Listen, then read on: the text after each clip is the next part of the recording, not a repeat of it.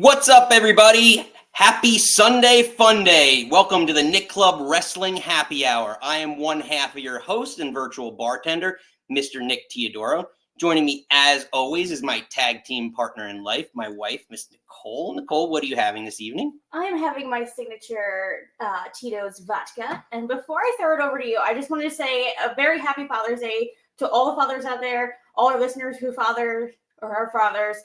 Shout out to Dr. T, Nick's dad, who's, I'm sure, drinking Specca right now. Shout out to my dad up there, butt in his hand. And a special shout out to you, Mr. Nick, the father of my fur children. What are you thinking? What are you drinking? What are our three things today? Well, thank you, my love, for that. Well, CM Punk screwed over Drew McIntyre. We have new WWE Women's Tag Team Champion, and the Bloodline is targeting Cody Rhodes. It's Sunday, June 16th, 2024. This is the Nick Club Wrestling Happy Hour.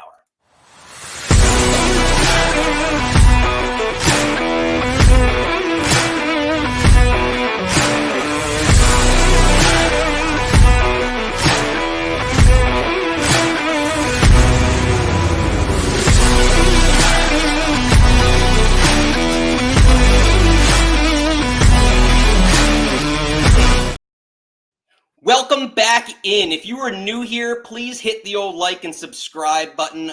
It goes a long way in helping us. But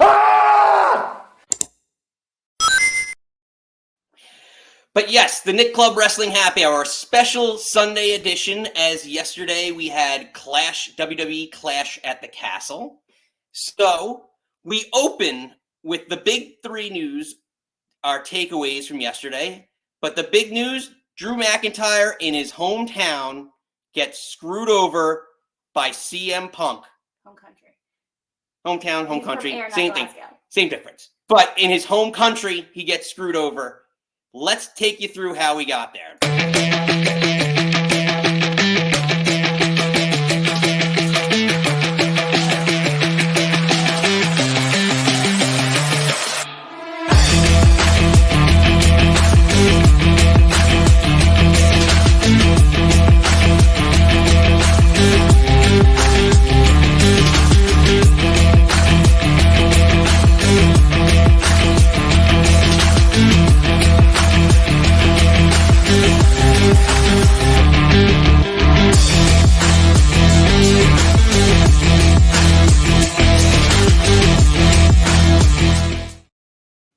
So, a lot of takeaways from last night's main event, Drew McIntyre falling to Damian Priest, or you could argue Damian Priest successfully defending his title against Drew McIntyre.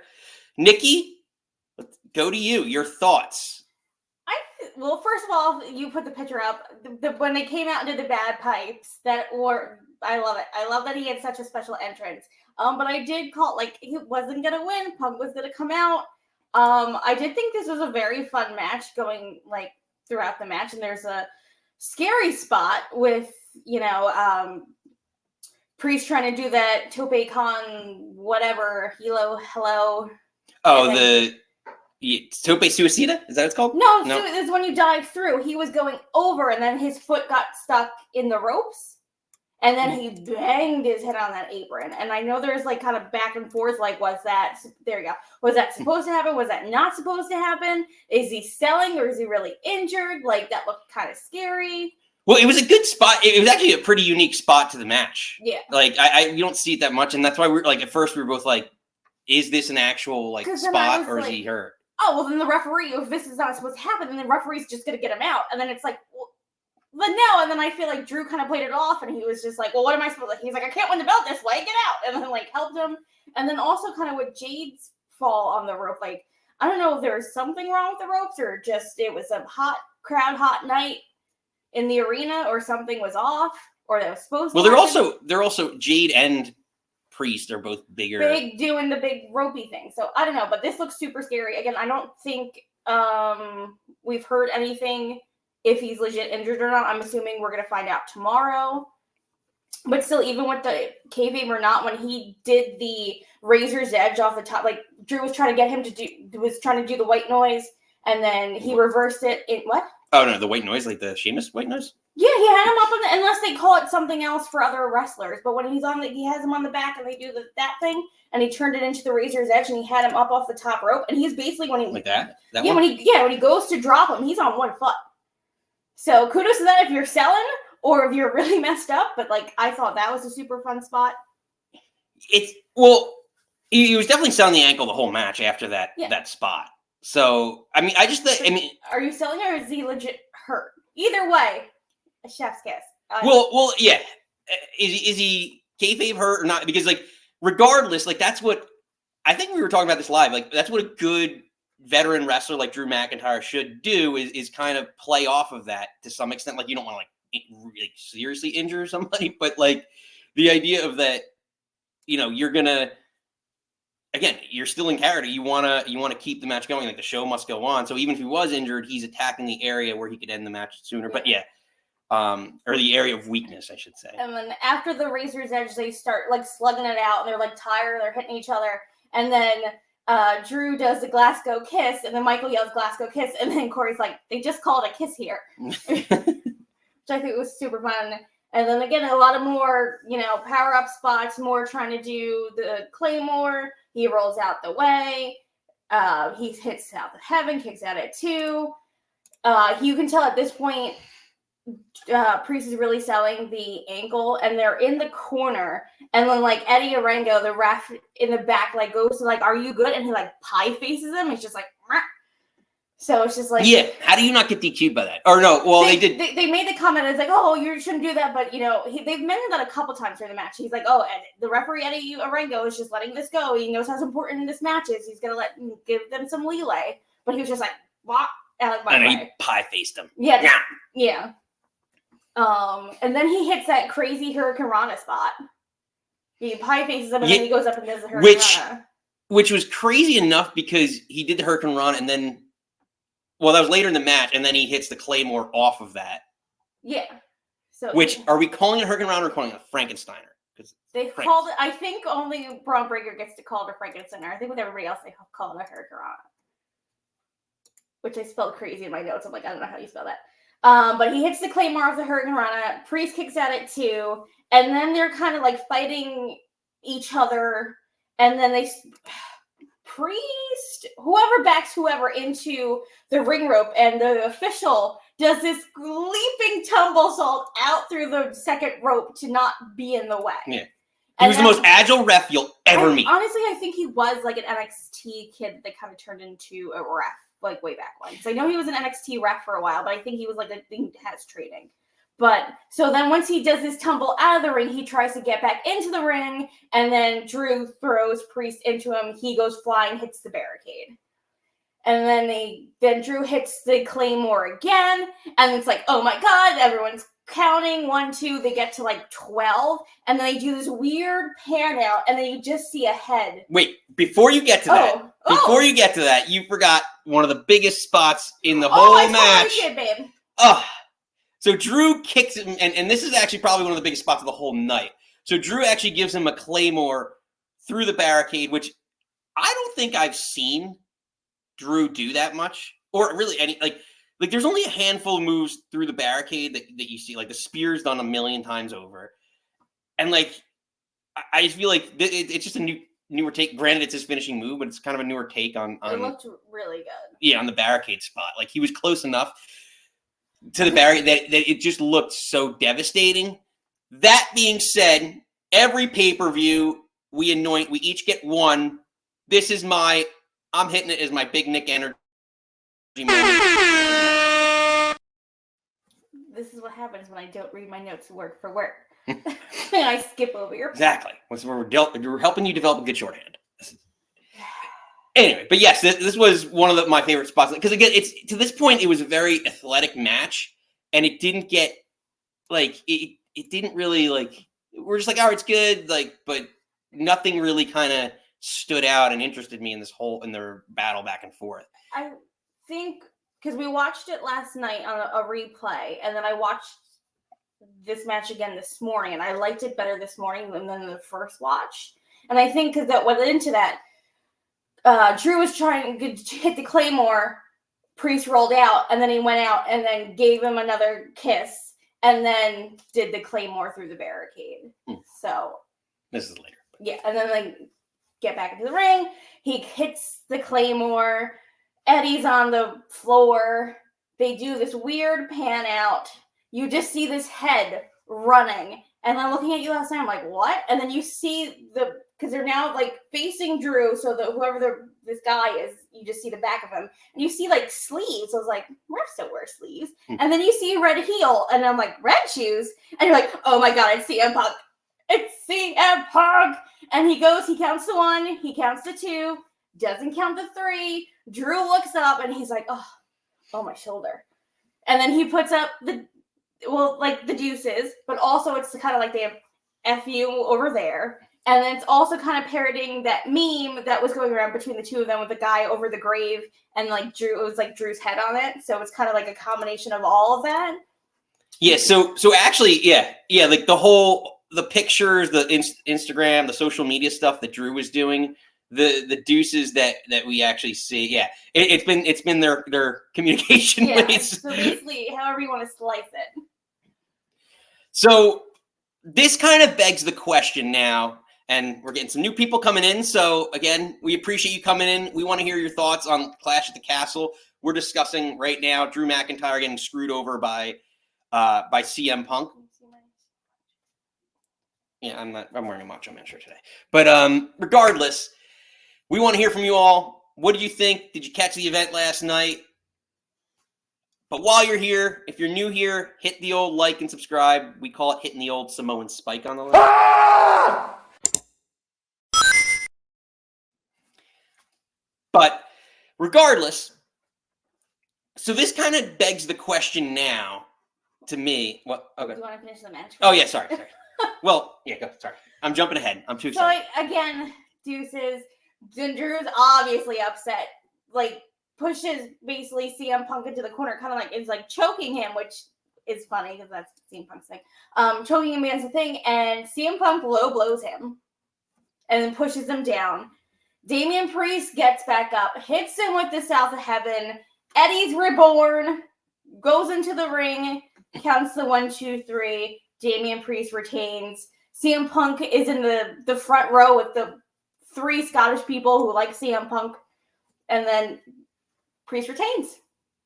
And they're like, oh, Drew doesn't win, we riot. I don't think there was a riot. Yeah, well, because CM Punk's too well liked around the globe. So this kind of brings the question about, like, well, twofold. Is this like a double turn? My question is, Drew McIntyre now a mega face? Because he got screwed over in his hometown. He's been developing some like tweener-ish momentum. And like look at him. He's so sad.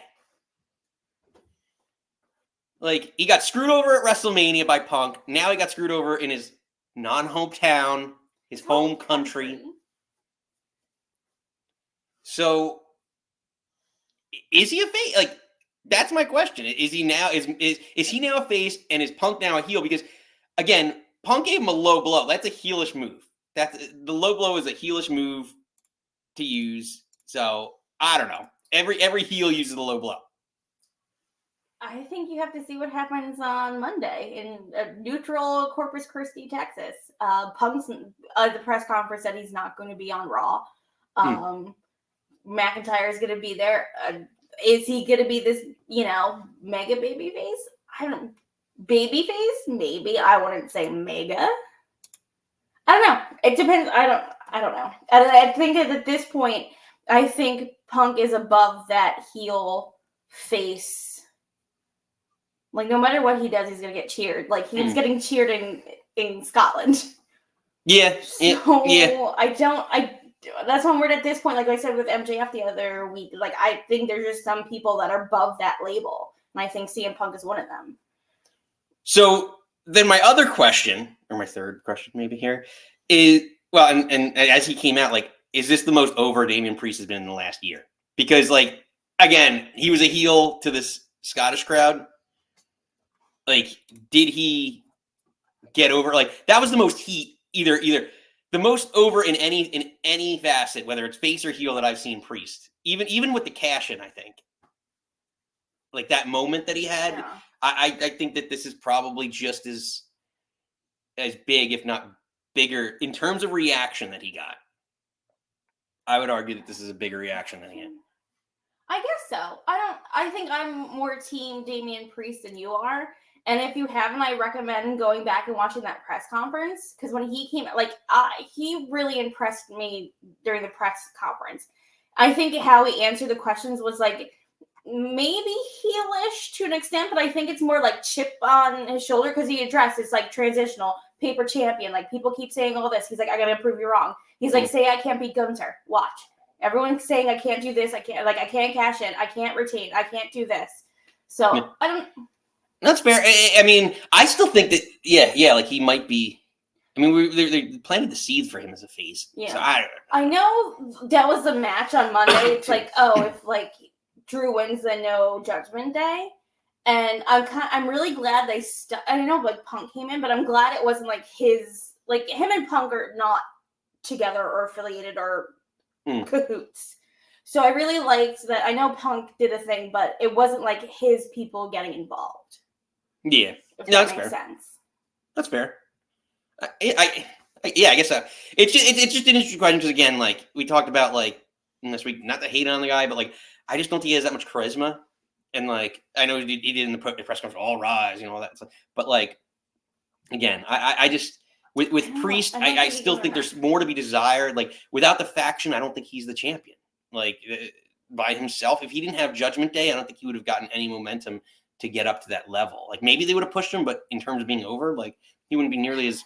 If you're saying he's over now as a champion, he wouldn't be nearly as over as he is. I think we put in the groundwork because like all this, like they trusted him to carry Bad Bunny in that match in Puerto Rico, and everyone was impressed with him, and that's why he got Money in the Bank.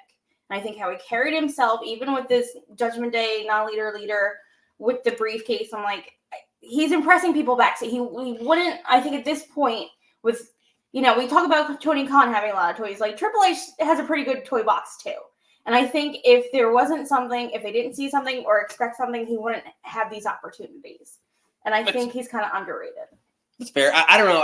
But again, like how many wrestlers like that? But that doesn't mean you're going to connect with the fan base, And it's so tough. We talk about it all the time. How many people get shoved down their throat, and it's so tough to get over. I don't know. Like there's some people, but then again, I don't know. There's people like who'd have thought Cody Rhodes would be as over as he is. If you 15 years ago, you would have never thought a lot of, he got to the levels that he did. So I don't know. I've been wrong before, so I'm not saying I'm right, but I just. But didn't I call Damian Priest is going to win this match?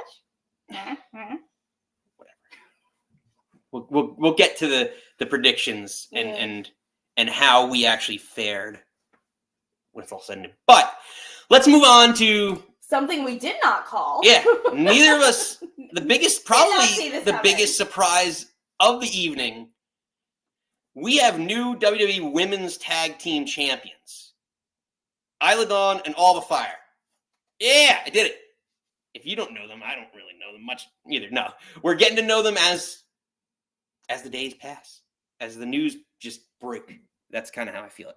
But they were ex-NXT Women's Champions. But we'll get into that.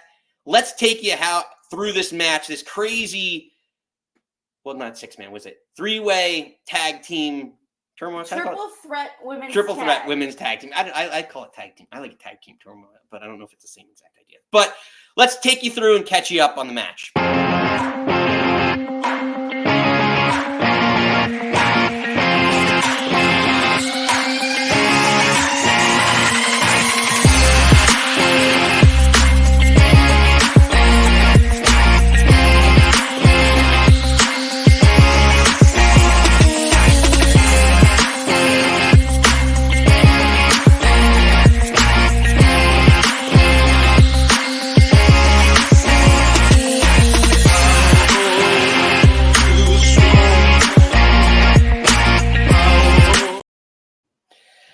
New WWE Women's Tag Team Champions.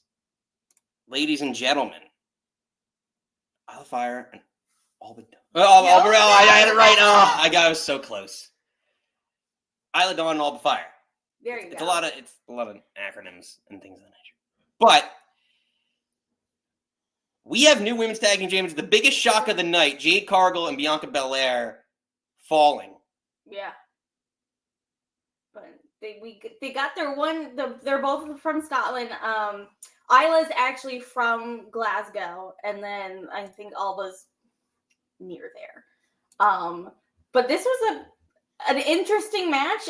Because we were talking about it.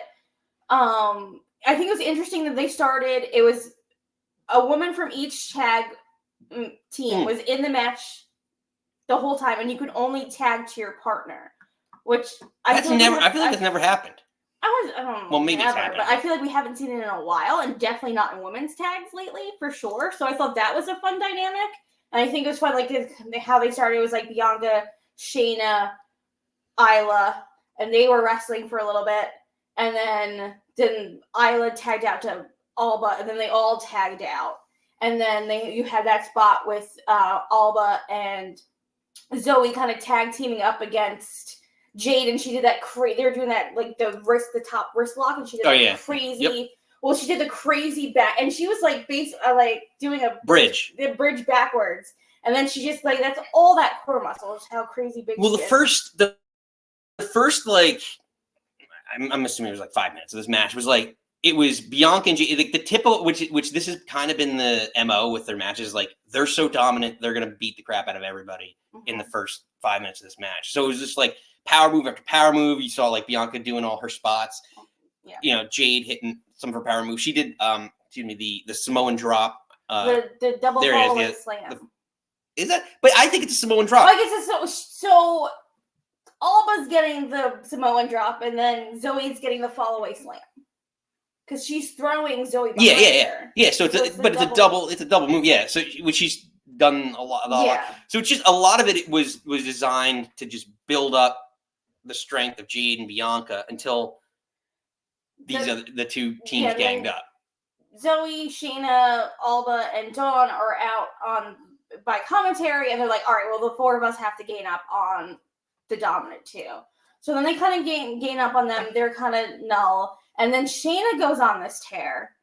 And it just made me realize and remember, I was like, oh, I really love Shayna. And she got this little couple minutes to shine. And it's like, oh, this is even before that happened. Like she went on a tear. And then you got into the kind of awkward bits of the match. Because you had that Doom, and they're all up there and they do the Doom spot, and Isla fell weird, and then Bianca and Zoe did a thing, and Bianca landed weird on her neck, and I was like, that was a little I guess I don't know if they're going too quick and have to just go. They're not landing right, and it's just Bianca's neck looks so messed up. It was so crazy. And then of course the kind of botch is that Jade went to do her big springboard, and she slipped. I think she got up and looked pissed, and then started slamming everybody that had a little more stink on it. And then commentary tried to Corey was like, "It's hot in here." Yeah. All the ropes are filled with sweat, and we oiled them up just before this match. No, so Corey said he's that's why it's called a high risk maneuver, and then Barrett was like, "It's hot in here, everything's sweaty and wet." So at least they kind of try to save her, and I think she came back and was dominant, but it makes me worried that there's something maybe was wrong with the ropes. I mean, I just think it's a tough, it's still a tough because even for Jade or Bianca, they're big and she's tall, but she's again, that's women aren't typically as tall, so a lot of the things for her to get up onto I think her ability to get up onto that rope, it's tough. It's a lot. It's a lot more of a difficult that's why you see granted small Io Sky, a lot of the female wrestlers using the middle rope or even the bottom rope, which I think is super unique. The bottom was fine. Sorry. But yeah, they use that more as a move. So it's just more. I think it's more impressive when they're doing it to the top, because how many people are doing this? Well, I guess Zoe's one of them who does the springboard now, and that's her finisher. So then at that point, then if you want to go back, then Shayna gets in there to the Karafuda. And then within seconds, Jade is tapping. And luckily, Jessica Carr is on the other side right when she starts tapping. And I was like, I had a feeling she wasn't supposed to. Because then Jessica's on the other side, and that's when they start bending down, and you see Shayna release like a smidgel, and then Jade immediately puts her hands like in her chin. So I'm worried that Shayna had her too much, and Jade didn't know how to tell her, like, hey, this is too much for me. That's what because I don't think, as much as I love Shayna, I don't think Shayna, and I would love to be proven wrong, I don't think Shayna was supposed to tap her out there, because that was super quick. And then for them to have this tear, you're supposed to be building Jade up. I don't think she would tap out that quickly. So a couple. Well, I mean, what's interesting is that Jessica Carr was on the other side when it did happen. Yeah.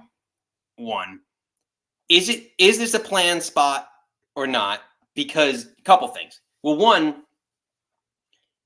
if the plan all along was to have Isla and Alba win, so then so they weren't winning anyway. But like, I don't know. It's such a weird. Like, I think this is a spot. Like you kind of touched on it yesterday. Like, does this set up Shayna and Zoe as the challengers, as the next challengers? Because she could argue, I tapped her out. Because at that point they go. Shayna gets her down to a knee, and then Jade does kind of get out of it, or was she hit? No. So they get to the ground. Bianca does the 450 knee. Senton thingy, whatever you want to call it, to break up the submission. Yeah. And then they do their DDT wheelbarrow German thing, which doesn't have a name for it yet. And then Jade goes to pin Shayna, and then Isla comes in, does a German, throws her that way. Alba's holding Bianca, so she steals a 1-2-3 off Shayna. So it's a very that's a kind of, if that was the plan, that's kind of convoluted to like half tap out and then do your big power signature move, and then to get just Germaned out of the way. I don't know. Something feels off about that. It's like a Money in the Bank like cash in to win. Yeah, very sneaky. So I guess my question is it too soon for Jade and Bianca to lose this? Like, should they have held the belts longer? Like, I like the idea of, like, we talked about this I think on Friday, like putting them in a triple threat, because they don't have to eat the pin to lose the belt, and that's a good way to get the belt off them, like, and have them still look strong. But they had the belts they won it at France, retained at Saudi Arabia, and then lost for 2 months. So 2 months. Yeah, like I feel like it didn't do much justice for this, and we thought we had such high expectations for. Again, for the women's tags to be on 3 straight pay-per-views, I'm worried at Money in the Bank we're not going to see Isla and Alba on that card. Unless it's title defense. I'm worried about it. Honestly, I'm really worried about it. I don't know. I hope they do good things with it. What Triple H said at the press conference. They also said that they want to go to NXT and just kind of defend them all over, and I hope they get to do that. I really do. Yeah, I'm not really sure that. Again, I don't really know that it was time for them to lose. Like, it feels super early, so I hope they have some plans. Yeah, I mean, would they be rushing their bring up to SummerSlam? Seems still too, unless they get a rematch at SummerSlam, and that's when it devolves, and then you can carry the storyline. I don't want to see them because what are they technically on SmackDown or Raw? SmackDown, I think. Yes, SmackDown. I'm just trying to think, because Street Profits are on SmackDown, so Bianca would be on SmackDown. I'm not sure. I think they're SmackDown. Because with the Kabuki Warriors, during the draft, they had the belts, and they're, technically drafted to Raw, but they can go around. But with them losing the belts, then they're a Raw team. Yeah, I think, if I recall they're correctly, on SmackDown. That's with Naomi and all that stuff and Bayley. So let's throw it out. I mean, we got some new people coming in. If you're new here, hit the old like and subscribe, by the way. It goes a long way. We love having you. We're here every Friday at 6 Eastern. Special shows Sundays after recapping WWE pay-per-views and special events. But we want to hear from all you. Was it too soon for Jade and Bianca to lose the tag team belts? Do you want to see them as women's tag team champions? Do you think they should have held it for a longer time? Or are you ready for Jade and Bianca to be on their own? Or really, Jade to be on her own. I saw someone wrote on Twitter, X, whatever you want to call it, like, oh, so Jade's going back to the Performance Center. And I'm like, I don't think that's a thing. I think she's leaps and bounds of where she was in AEW. Is she as fluid as Bianca? No. Is she still super green? Yeah, but like you've got to give her chip in a chair and let her, she's only going to get better being on main, being on TV, being on the road. Yeah, and I think people are being really unfair, to be honest. You didn't expose her to the the universe, the audience base. Now to just send her back down, right? Agreed. Especially if you give her like a belt like that, it just doesn't. To me, it doesn't make that much sense. Yeah. But we'll see. So before we hit up our third topic, letting you all know that this is designed to be a call-in show, so feel free. Leave us a comment. If you're too shy to call in, you can comment in the chat below. We'll answer as much as we can while we're here and live and in person. But we are usually live every Friday at 6 p.m. Eastern time, just 2 hours before SmackDown airs. So we cover all the topics all week long, wrestling-wise. And when you call in, you can talk anything wrestling. So we want to hear from you all. That being said, Nikki, yes, we also have another takeaway from I want to call it last night's, but it really wasn't last night's, laster days. Laster days indeed. Laster days. But we do now have a new target for the Bloodline. The Bloodline Solo Sikoa, after an epic match. Well, I'll call it. That's a little maybe I don't generous. know. I'm trying to, give him as much confidence. I love Cody, so we appreciate Cody here. So after valiantly defending, let's put it. There you go. His WWE Undisputed Championship, Cody Rhodes, in his celebration. This is actually at the beginning of the night. Which we also called that it would open the pay-per-view. Yes. For the first time in a while, let the WWE Championships. You're not last, be first, baby. Which is fine. So he overcomes AJ Styles, and we'll talk a little bit more about the match and get in a little more detail about how that match ended, because there was a lot to open up over that match. But at the end of the match, he is confronted. Did you say confronted? I would say confronted. Confronted by Solo Sikoa, who gives him a little slow clap. Golf clap. Yeah, golf clap. Good one. Before the GOD, which do we know what they're being called yet, or they're just? In my brain, it's GOD. It's easier to type in my notes than whatever. It's GOD.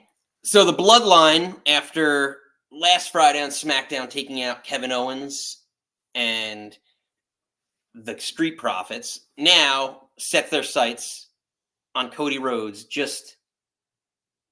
What was WrestleMania now? April. 2-3 months after their initial short, they haven't interacted at all, except for, I didn't even call it that the locker room incident after WrestleMania with Roman. They're like, Bloodline doesn't have a locker room anymore.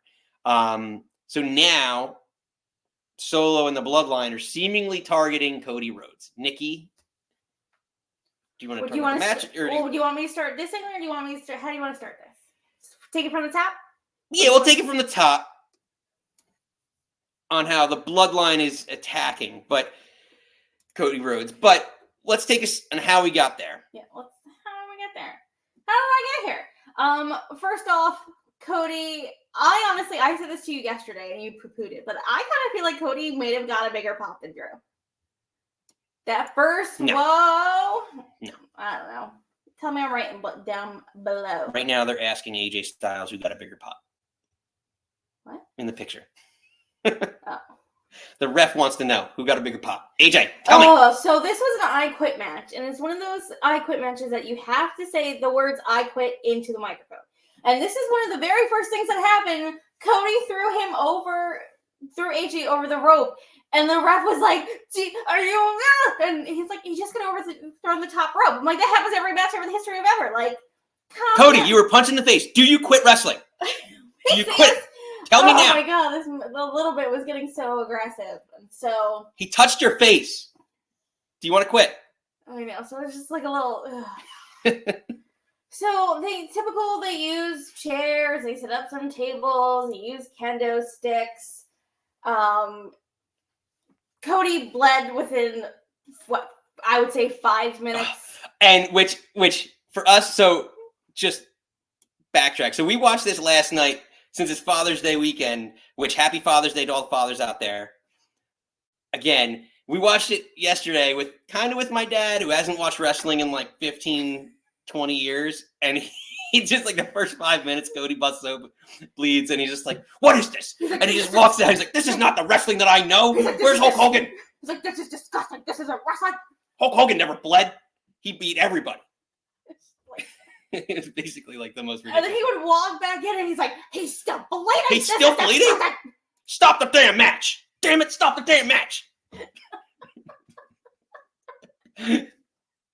But anyway, so I do. But actually with this shot, was it the trachea chair shot? Didn't that used to be like a career-ending move to people? Right? Not when you're Cody Rhodes, baby. But I was pretty sure that was a career-ending move. Which this is going to build the case for our absolute anger at the end of this match because of all the moves that happened prior to the ending of this match. I digress, Nikki. Oh, so at this point, there's chairs, there's kendo sticks. AJ was yelling at Cody Rhodes' mom, Michelle, and then he goes. I don't have a picture of her because I refuse to put it up because now they're just milking her. I've had enough of her. How dare you? So at one point, AJ goes under the ring and pulls out a velvet bag. And I said to you, and I was like, oh, thumbtacks. And he's like, it's not what you think it is, and pulls out handcuffs. And then the crowd starts chanting at him, what, kinky bastard? Yeah, kinky bastard. And then So then he handcuffs Cody around the back. And then he hits him with the kendo stick a bunch of times, and the ref's like, do you quit? And he's like, no. And then he goes out and starts yelling at his mom again, like, tell him to tap or tell him to quit and blah, blah, blah. And she's like, you're an asshole, and slaps him. She didn't call him an asshole. She doesn't say mean things and cuss words like that. Oh, girl, she is Cuban and will eat your face off.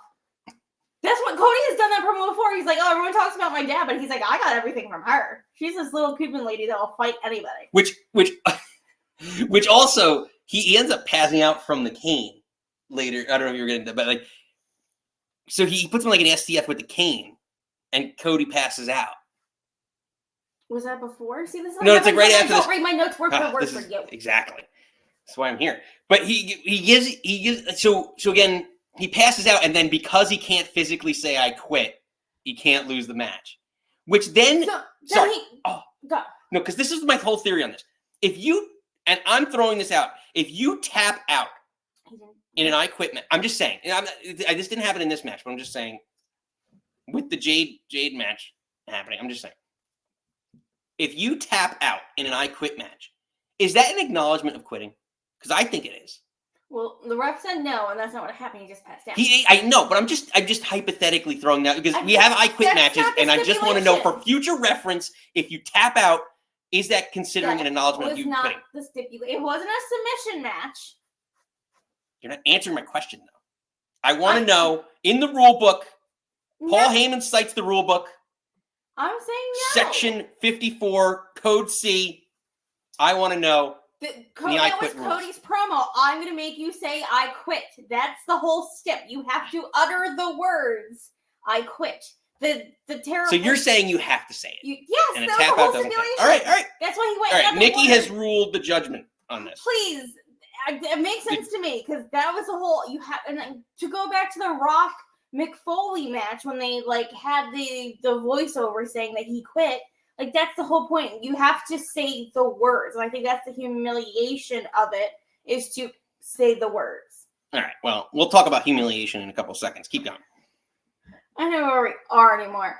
Kendo stick. He passes out after the kendo stick. Okay, so then he goes to Michelle. She slaps him a couple times. Then they pan back to the ring, and he magically has a handcuffs him because AJ cuffed the hands behind him, and now magically they're in front. So I don't know. You said like, oh, maybe he stepped through them. He jumped.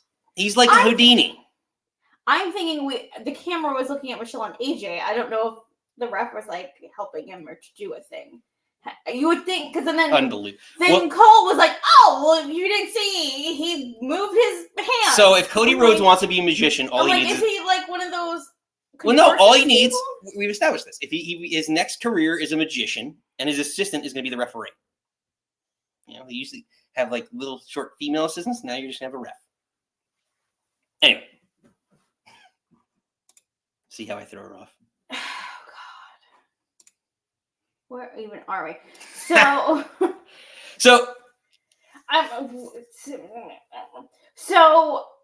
at this point, does he get the handcuffs off, and then he does it. So when AJ tries to do he gets the handcuffs off at this point. He's got one off. He hits, or does that spot happen?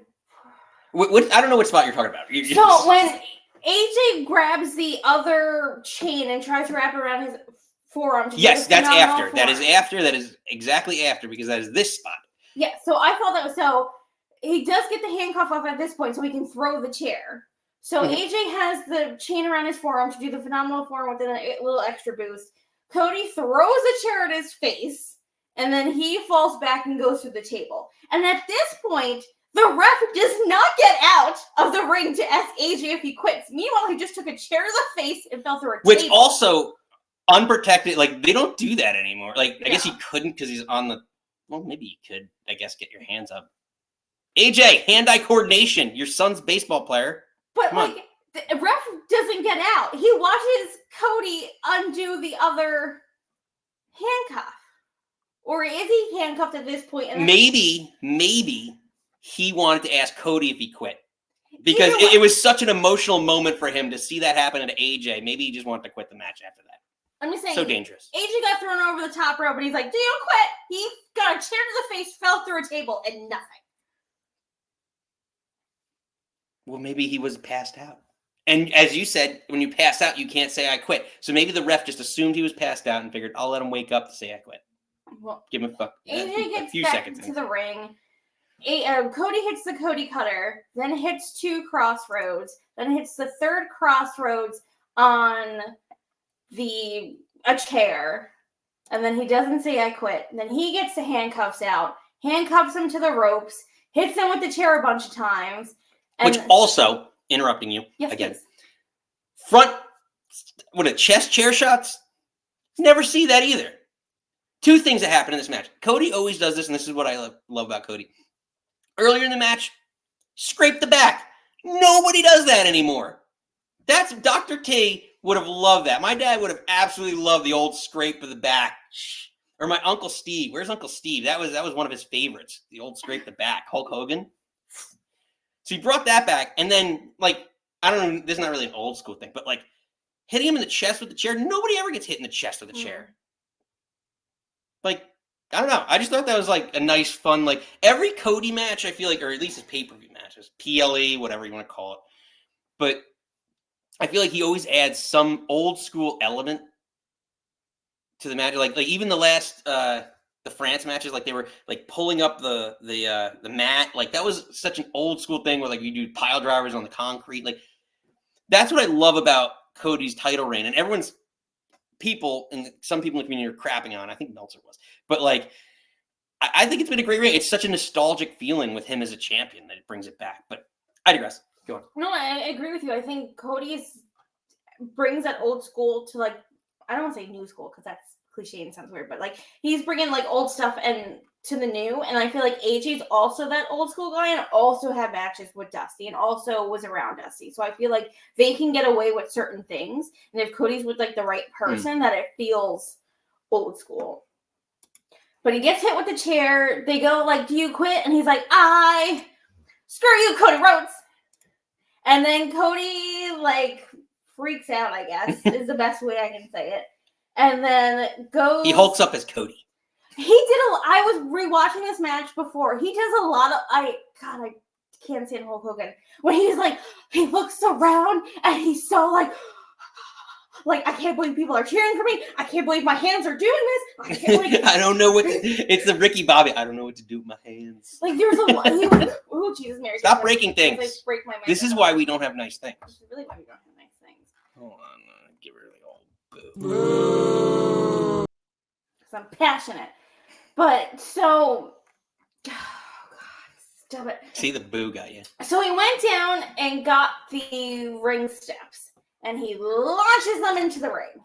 And he goes and hulks up because the ring steps are so heavy. They're massively heavy. I think 100 years ago they're 6,000 pounds when like Eric Rowan and whoever had that stupid chairs match. Get out of here.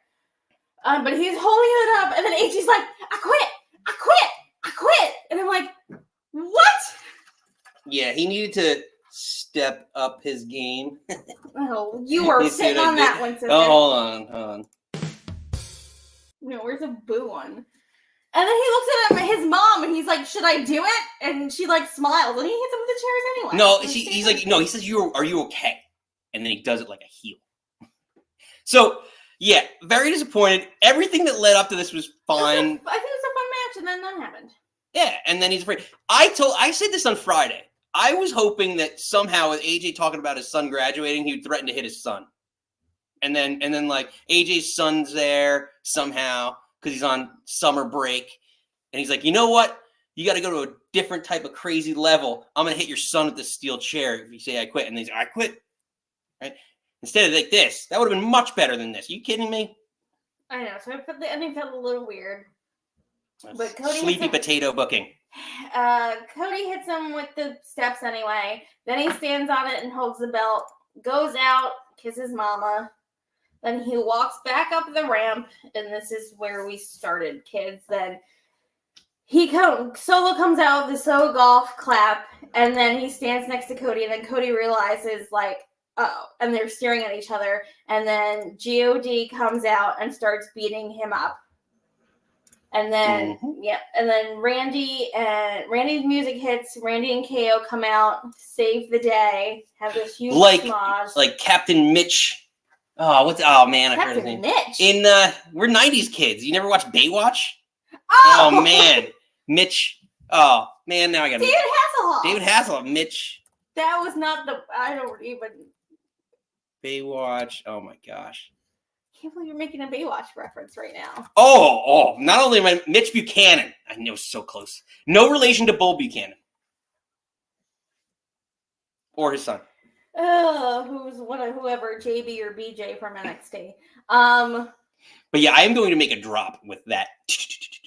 You know what I'm talking about. The intro. We're going to make Randy Orton, like lifeguards at the pool, Randy Orton and Kevin Owens just showed up to save Cody Rhodes.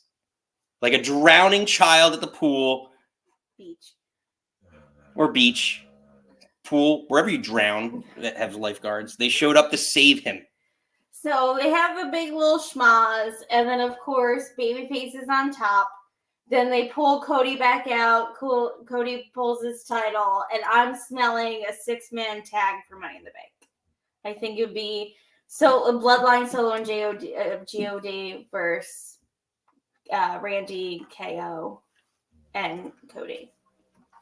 Yeah, I could see that being a way to just keep the Bloodline 2.0 or the Savage Bloodline. Because whatever happens in that match can be the kickoff to your Cody's match at SummerSlam. Yeah. Like Randy screws him over. But we'll see. I don't know. It'll be really interesting. Yeah, let us know in the comments below. Chime in. We're just about to open up the phone lines here. Huh.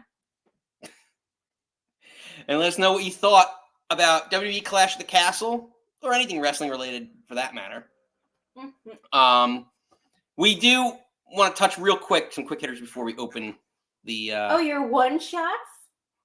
Quick shots. Last shots. Well, last shot is but yeah, shots. Let's just call it shots. So, in terms of the other matches in the card that we thought, we try and just highlight what we think is the most prevalent takeaways from each of the events. But the other two matches, we did have Bianca Belair. No. Sorry, not Bianca. B. I was close. Bailey.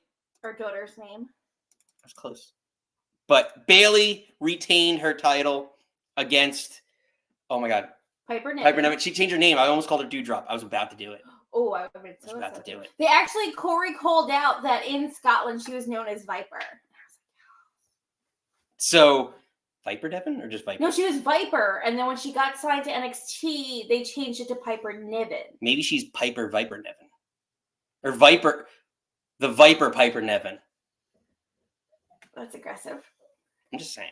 But regardless, she got vipered by Bayley. Bayley retains, and she was able to get the crowd over. She still stayed over in that whole match, which was rough for me because I didn't think that they were going to have. I think Bayley got the bigger reaction, and when they started off, they were singing, "Hey, hey, Bayley, I want to know." Whoa. You're just biased to Bayley. I just sing it to our cat all the time. I think it took a while for that match to get going. I think it was an interesting finish for Bayley to hit the crucifix pin, and it was actually done properly, like shoulders were down. Yeah, well, I don't know. Yeah, it was. I didn't like that. I don't know. The crucifix. I was the small package. Maybe because I'm really just pinning combination like that. As much as I love Bayley, and I did like she hit the Bayley to belly off the mid rope, which was a good spot. Yeah. Again, we talked about like that's not a finisher, and I'm personally not in love with the rose plant. No, I think it's all right. I almost called it the rosebud. Don't be a lemon, be a rose. Adam Rose. Nobody? No. You're not going to join. Moving on. The Express. Good guy. Move on. All right. Well, and then finally, since Nikki can gloat, I can gloat. Sami Zayn retained his title. I knew because the match before when Isla and Alba won, I was like, Chad's not winning now. That was your one shock change. Yeah. I just said it. I said they weren't taking the belt off him, and we still haven't seen the hashtag Chad Gable stable. But this is, I preferred the triple threat more from the previous, but this was a good match. The spots with the Alpha, like, can't like it with the Alpha, like,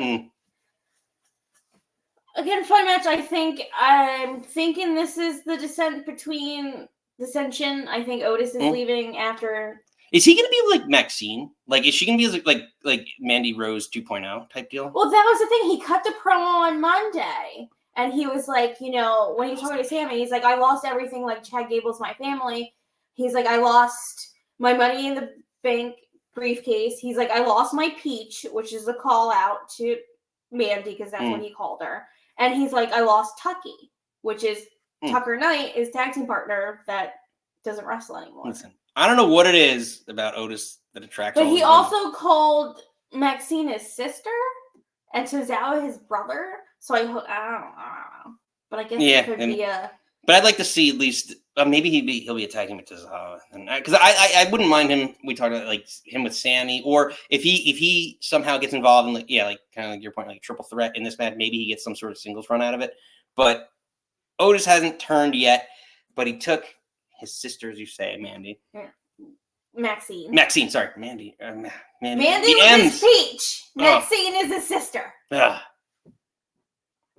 maybe this is a triple threat at Money in the Bank, or for a bigger dude, Otis seems to always find himself around good-looking women. Just saying. It's not all looks, baby. So I don't know. We'll see. We want to hear from you. What do you think? What do you think about? Otis didn't turn. He still didn't turn. They lingered. I think he took Maxine and walked away. I think was a big thing. And then because I said to you, it was like, oh, is this the end of it? And then like you just saw it was more looking at Gable's face, like, and he was like shaking and his nose was flaring and everything, than actually having Sammy with the belt. So I assume we're not done, but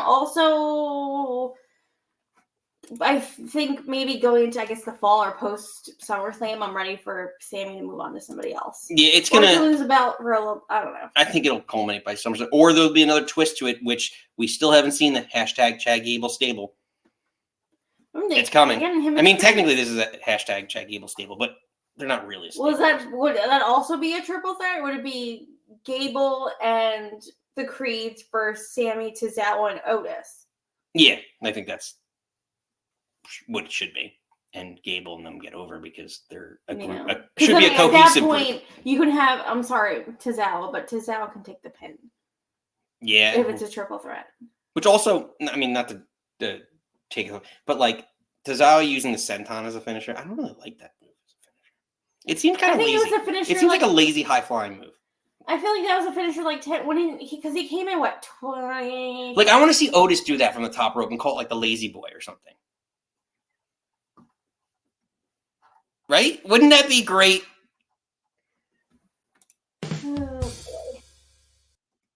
That would be. I think that'd be great. Like, oh, it would be actually. I think. Listen, I just got him over. If he starts using it, WWE, they chime in here every once in a while. The howdy hacks into our stuff. So if you use that as a finisher, let Otis do a senton and call it the lazy boy. We'll talk. We'll negotiate offline. But that being said, that has been. Excuse me. Calls over everybody. Yeah. Nikki, any last thoughts before we open up the phone lines here? No, I want to see what everyone. I don't know if because we watched it like a different space. That I don't know. I feel like France felt bigger and louder than Glasgow. I don't know if that's a controversial take, but if I'm putting the two pay-per-views next to each other, like I think I'd probably prefer. Oh yeah, no, I agree. But I'd also wonder what's bigger. Like no, they said they broke the gate. Like the gate yesterday was bigger than the gate in France.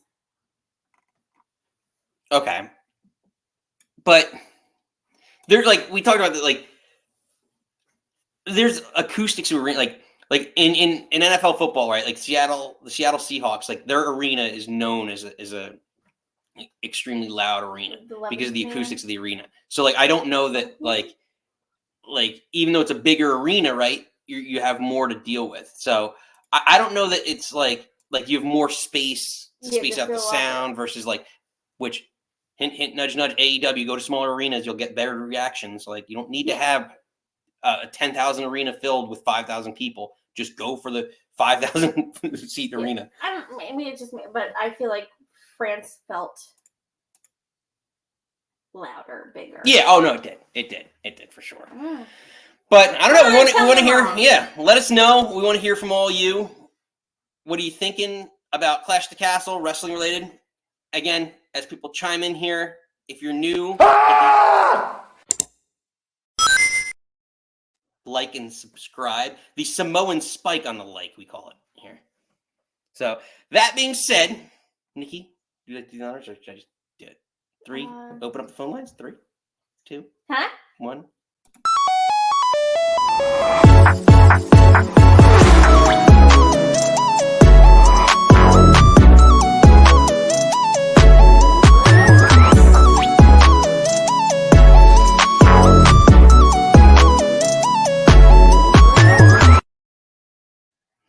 All right. We got, last Friday, 2 nights ago, we have new people. Every week you never know who's going to show up on the Nick Club Wrestling Happy Hour. So feel free to call in. We want to hear what you're thinking, what you're drinking from everybody here. So, ladies and gentlemen, new to the show, bring them in. Mikey, welcome in, Mikey. What are you thinking? What are you drinking? Hello. So as far as I'm drinking, I was drinking water because it's hot outside because it's summer. And what I'm thinking is, I kind of agree with Nikki. I feel like France for Backlash was more grand in terms of energy and crowd and just overall the vibe, so to speak. And I don't know if that has to do because, at least for all intents and purposes, France, Puerto Rico, like with Backlash, these are countries that have history with wrestling, but don't get to have these big federations and companies go to them that often. Not to say that Scotland and Glasgow has all that, but because UK wrestling is a predominantly big thing in the UK in general, and also the European countries, I think going to smaller countries that don't necessarily have those chances for these big companies to go visit, I think is definitely felt more grand in scale. I enjoyed Clash at the Castle, but Backlash is still probably my favorite international pay-per-view for WWE this year. And granted, we still have a couple more to go this year with, even though it's in Canada, you have Money in the Bank in Canada, and then you also have Bash in Berlin at the end of August too. Yep. So, Mike, I'm gonna kind of challenge you on this one because here's what I'm saying. Like, and I just think in theory, right? Like, so I agree with you both. The crowd was better at Backlash. It definitely was better, but how much of that has to do with the momentum that you get from WrestleMania? And it's the first PLE, PPV after WrestleMania. Like, again, to the same extent, if you put Glasgow, how do you pronounce it? Whatever. Close enough. I'm good. We Americanized it. Whatever. So if you put that at Backlash, if you reverse the pay-per-views and make Backlash in Glasgow, whatever, I'm going to keep pronouncing it differently every time now. And France is this Clash at the Cat. Well, Clash in the France, but you know what I mean. Would you get the same? Because I think there's some element of WrestleMania momentum that happens with, like, there's the windfall that comes off it. Usually, like Backlash, how many matches at Backlash happen year over year that are just a rematch from WrestleMania? Not as much this year, but they do. Historically, the past two, like the Puerto Rico one, which I think is maybe one of my favorite pay-per-views, and this one, like, there wasn't really the rematches. I don't know. I don't agree with your theory that, like, just because it was like the pay-per-view after Backlash, that they had a bigger pop. No. I'm not saying I think it aided. I'm not saying it was the whole reason why. Mm-hmm. I'm just saying it aided. Like, when you're talking about a pay-per-view in the summertime, June, right, versus a pay-per-view right in May. Where was it, May? Right after WrestleMania. There's a different level of, like, enthusiasm because all the big storylines just culminated. Like, you had the Bloodline storyline, Cody winning the belt, culminating from WrestleMania. So all that momentum still bleeds in for the weeks after. I digress. It just got me going, Mikey. You get me going here, and then I just go off on tangents. This is how this show rolls. Honestly, it is okay because I've been in similar situations too. But to speak to what you stated, I think with Backlash, at least for me, this year's WrestleMania culminated not only closing out the storylines that have been told over the last year leading into WrestleMania. So I view wrestling kind of like I do any other sport. WrestleMania is your Super Bowl. It's the NBA Finals. It's like the culmination. It's the end of a television series. And then after WrestleMania is the beginning of the new one. So this year's WrestleMania for me felt different in the sense that not only were we wrapping up this year's storylines, but I also feel that we wrapped up storylines that were in the previously, thou shalt not be named era of also wrestling and booking. And kind of over that time leading into WrestleMania, certain changes were made. And so I think I enjoyed Backlash this year, and it was more grand in the sense for me because this is the official start not only to the kickoff for the wrestling season leading into WrestleMania in Vegas, but I feel that this is a truly fresh start of, new regime, new management, new people doing stuff. And also, I think it was before. No, it was after Backlash too. No, before Backlash, where you had the draft too. So you had people switching places. You had NXT call-ups to make up their way to main roster.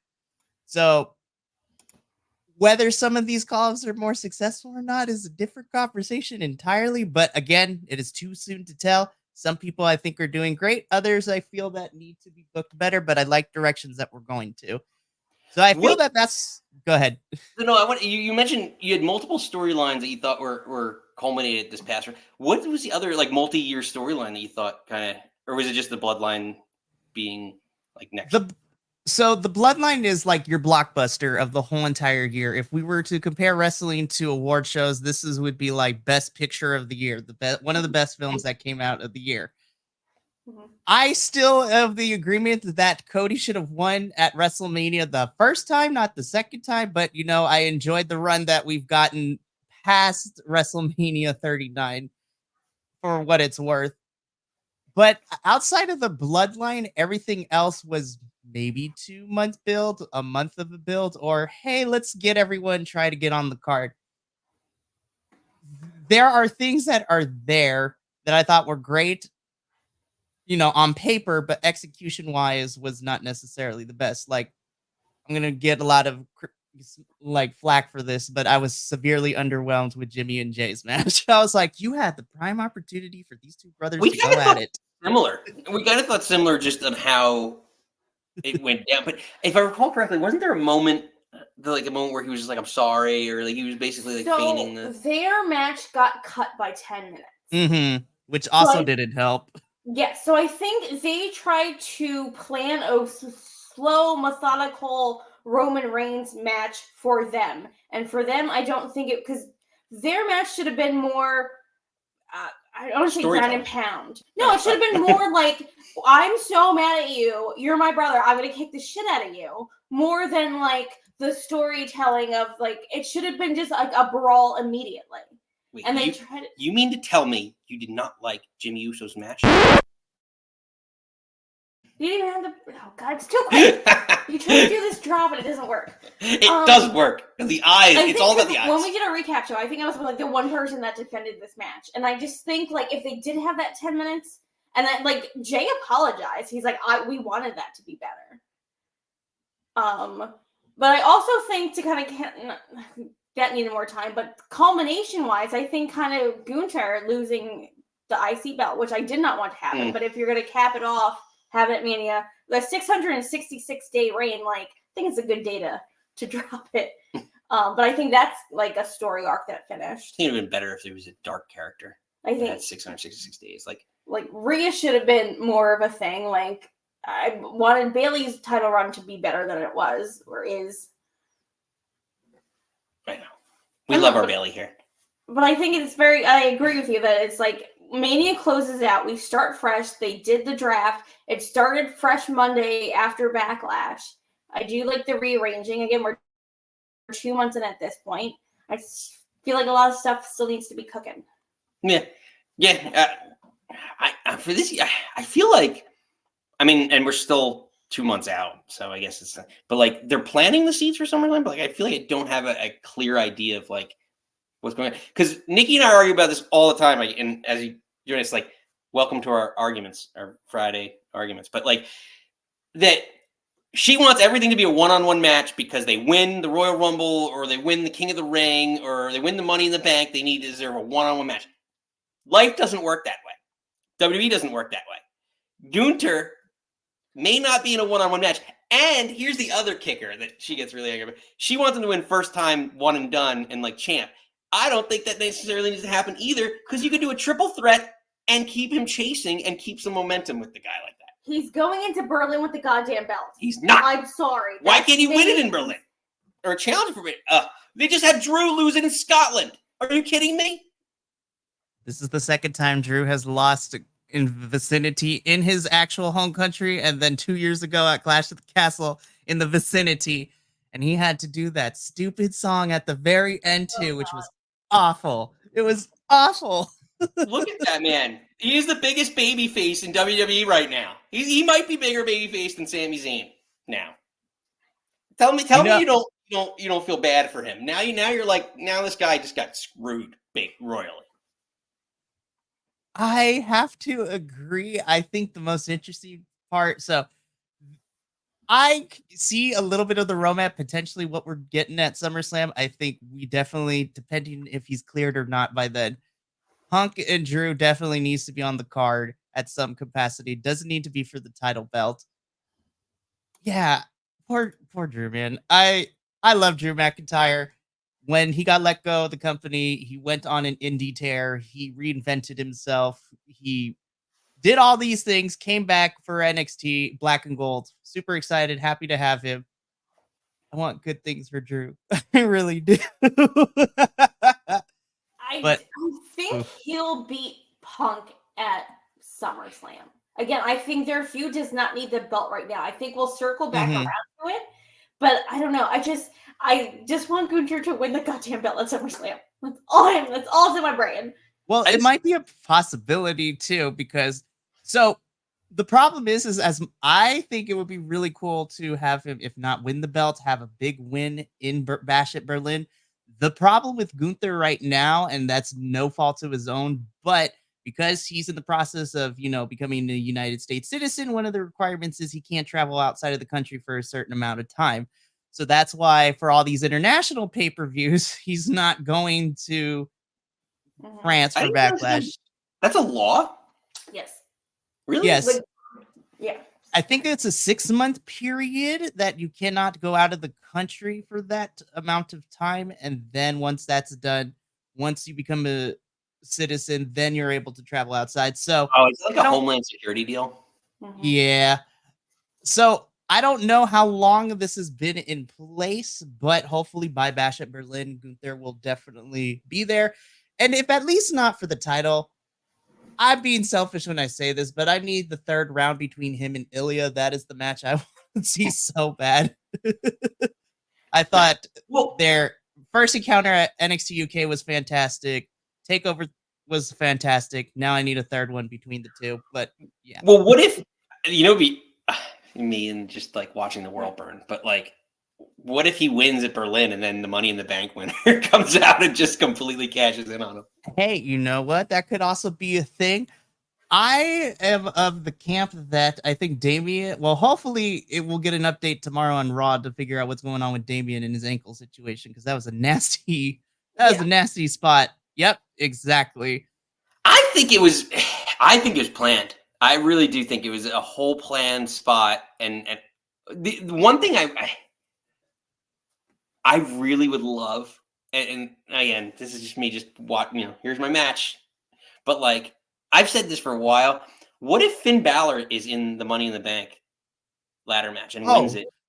That leads to my theory. I think Finn's going to be it, and I think Finn wins it this year. I would love it because we talked about this and the whole like seduction of Dom Mysterio from Liv Morgan on Friday. Like, is this whole storyline just not denouement? What's the word for it? Is the swerve? I guess is it that Liv and Finn are in it together? But I don't know. I mean, no, Finn gets the Money in the Bank and Liv helps him win. Well, listen. Liv's a good actor. Let's take a look at this.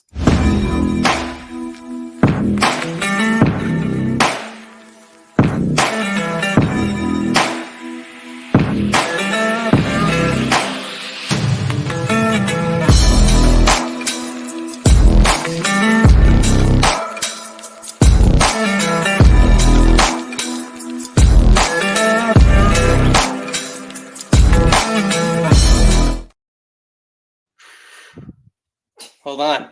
Sorry. Towel down, everybody. I feel like you sit in your office and just rewatch that video on loop. I'm not saying anything. I plead the fifth. This is why you're down in the basement all night. She thinks I'm editing. Whoa. Girl. Sorry, I couldn't resist. You teed it up so nicely, Mikey. But anyway, go back to your point. My point is that because yes, I think right now everyone is I'm on the track that this is Finn and Liv working together, because lest we forget too, Liv and Finn have teamed up in the past before, and they're on good terms with each other, both in character and out of character. And plus, Finn's been kind of subtly doing stuff, like when Judgment Day was in the background. What was it on last Raw? Like getting the card key and just be like, "Let me take this real quick, nonchalantly." And supposedly he came out of the car, right, with her a few weeks earlier or something. Which I didn't see that clip. I just watched it later. So definitely Damian is going to be ousted from Judgment Day in some capacity, but I'm going to take it a step further too, because the whole revenge tour thing, I think we see both Damian, and when Rhea comes back from her injury, I think both Damian and Rhea are out of Judgment Day. And we kind of saw a little bit of how Judgment Day operates without the two of them, because we had Liv, Finn, Dom, and JD break the beats down onto Braun Strowman, kind of. So, well, I don't think you really need it's weird. Like, I don't think Liv And to some, Dom's got the most heat at probably all of them. Well, Rhea, but like next to Rhea, but like I don't think either of them need the Judgment Day. Like the person who needs it is Priest. The person who needs it the most, I think, to get over is Priest. He uses it all the time.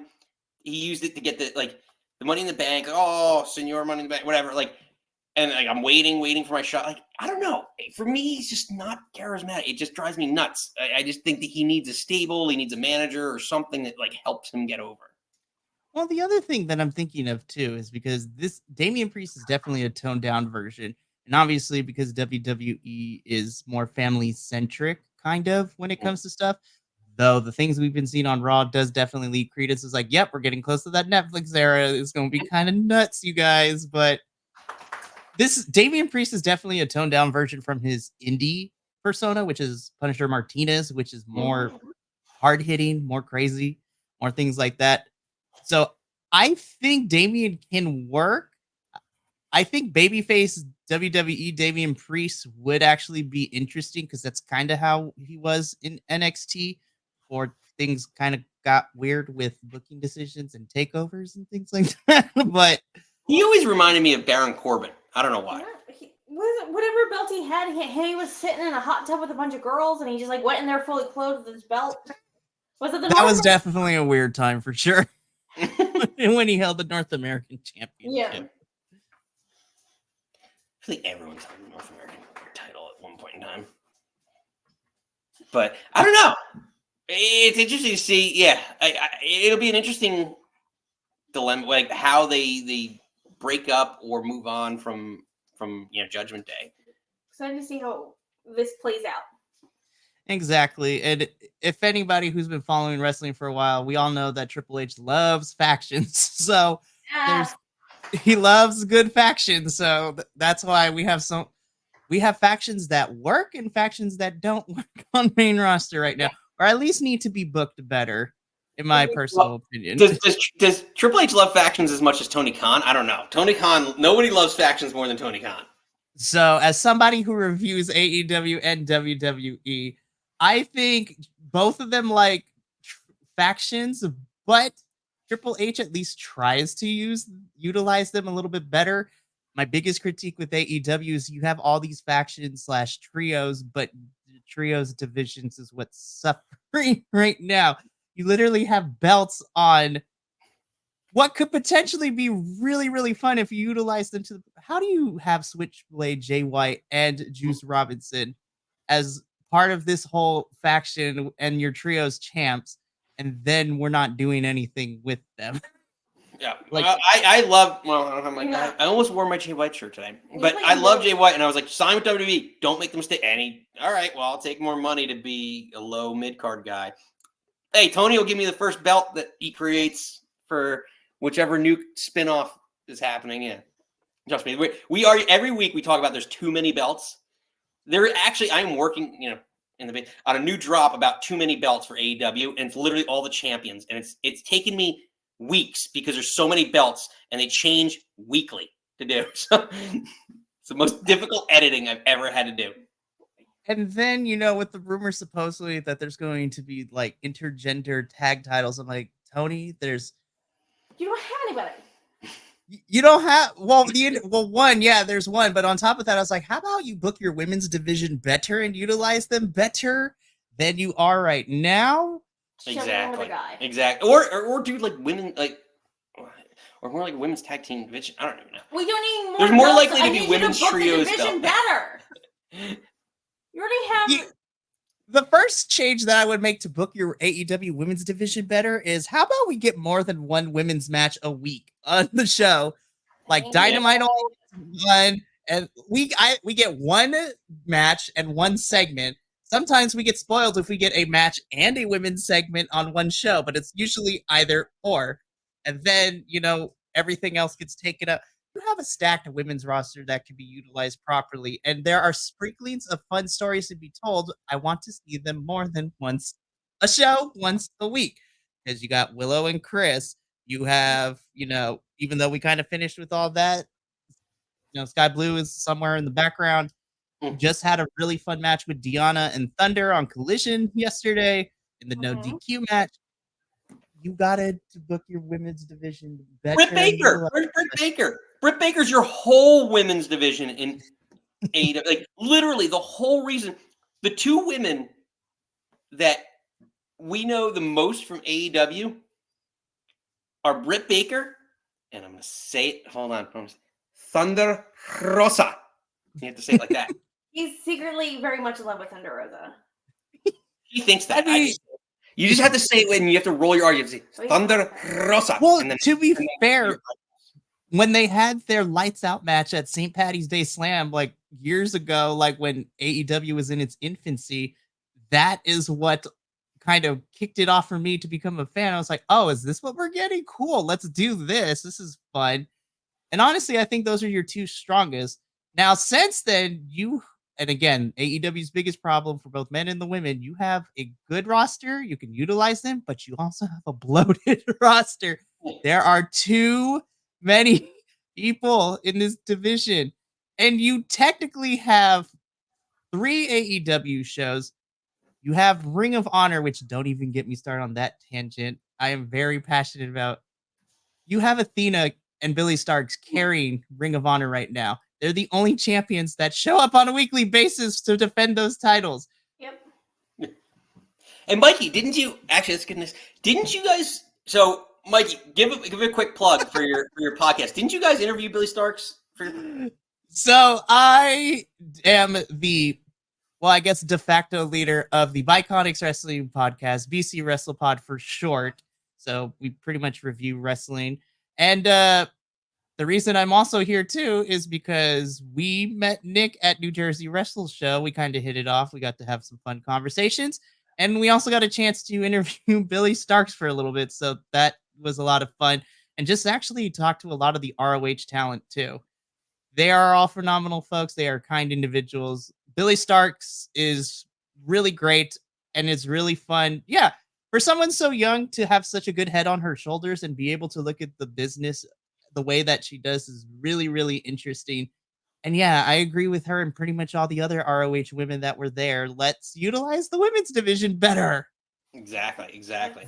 We don't need 47 belts. Just give them TV time and let them shine. Not to cut you off, sweetheart, but like that's just like you can have a feud without a belt. You can have That's JR's deal. Sorry, JR's deal is like you can have a grudge match. You don't need a belt to further. Yeah, Bailey agrees. Our cat, all the kids are screaming right now. But yeah, just like have a like.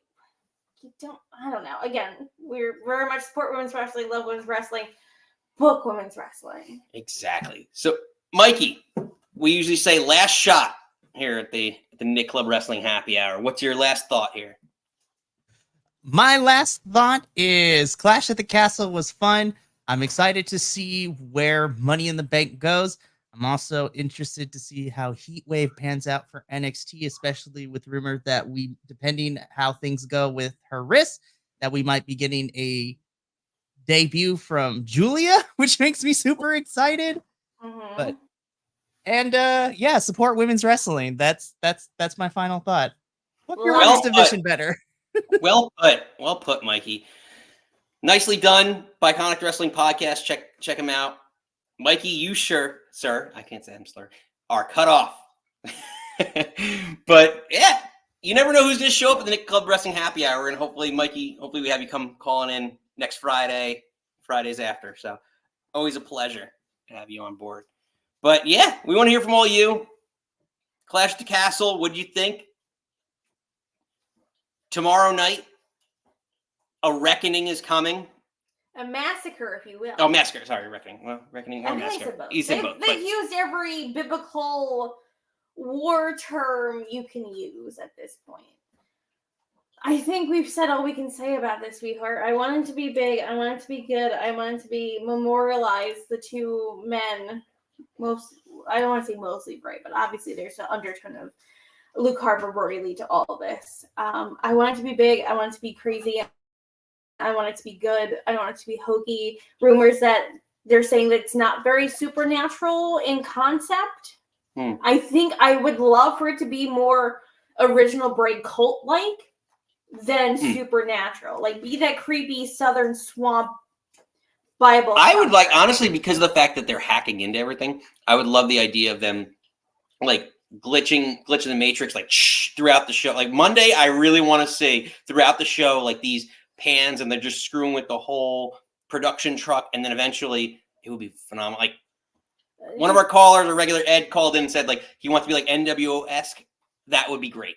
It would be great to see the whatever they're calling Wyatt 6. I just want it to be like lean towards like the I almost said distribution, retribution. Oh yeah, no, that was garbage. And then you see like Corey Graves running up the ramp. Like it needs to feel real. It needs to feel grounded. It needs to feel like I don't want to say like dirty, but like ruthless. Just like they're angered. They've been like the Nexus type stuff. So if you're new here, Justin Roberts, watch out. Yeah, Justin Robert. Well, no, Samantha Irvin, run out of town. Just get out. Get out. Yeah, no. Well, Nikki Cross could be part of this. Is probably going to be part of this. So I don't want Samantha Irvin. She's been through enough Ricochet and them local. I know. Ricochet doesn't have a job. He's leaving. Her husband's leaving, and he just got owned by what soon be happening. And all this is happening. So get the girl out of harm's way. I hope she watched the Bray Wyatt, the Uncle Howdy videos and prepared for the reckoning. But that being said, this has been a fun one. We appreciate you all. We hope you enjoyed Clash at the Castle. We hope you enjoyed the show and our recap. We're doing things a little differently this time than our normal. We try and cover as much as we can. So we hope we'll see you Friday, 6 p.m. Eastern time. We are back here with our normal Nick Club Wrestling Happy Hour. So we hope to see you then.